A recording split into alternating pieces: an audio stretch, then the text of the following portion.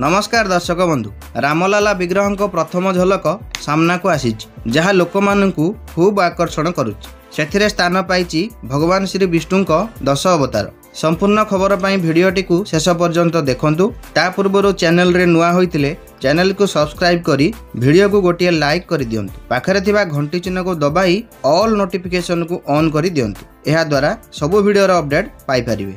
अयोध्या राम मंदिर प्राण प्रतिष्ठा पाई प्रस्तुति चूड़ांत पर्याय रे पहुंचीची। प्राण प्रतिष्ठा समय पाखई आसुथिबा बेले अयोध्या नगरी रे आध्यात्मिक परिवेश सृष्टि होईची। भक्तों मध्य बढ़ुची उत्साह।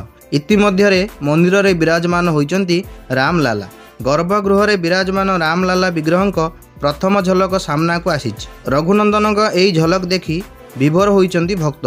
जनवरी 22 सही मुहूर्त को उत्कंठार सह अपेक्षा करिचंती भक्त। यह पूर्व श्री रामलला श्रीमुख को दर्शन करिचंती देशवासी। एही प्रतिमूर्तिर उच्चता 51 इंच रहिथिबा बेले रामलला एथिरे 5 वर्षर शिशु भावे भक्तों को दर्शन देवे। दंडायमान स्थिति थिबा एही प्रतिमूर्ति को मैसूर प्रसिद्ध मूर्ति कारीगर अरुण जोगीराज कला पत्थर व्यवहार करी निर्माण करिसंती। रामलला बाल्यकाल रही प्रतिमूर्ति रे एकाधिक धार्मिक संकेत जेपरिक ओम, चक्र, शंख, गदा, स्वस्तिक, गणेश, हनुमान और कमल नयन रही। जेतेबेले रामलला प्रतिमूर्ति कपड़ा हटा जाइथिला सेतेबेले राम नाम रे प्रकंपित होइतिला चतुर्दिग। एहा परे द्रुत बेगरे रामलला श्रीमुख फोटो सोशल मीडिया रे खूब भाइराल हुई। सूचना थाउ कि गुरुवार भव्य राम मंदिर गर्भगृह रे प्रभु रामलला श्री विग्रह को स्थापन करा जायतिला। मंदिर रे विग्रह स्थापन करा जिबा परे रामलला प्रथम झलक सामना को आसीथिला।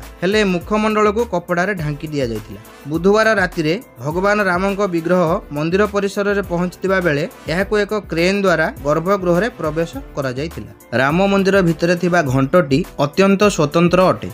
मंदिर भितर अष्ट धातु प्रस्तुत 2100 केजी घंटर शब्द समग्र सहर रे सुना जाए। भिडियोटी भल लगी भिडियोर कमेंट रे जय श्रीराम लिखा भूलिबे नहीं।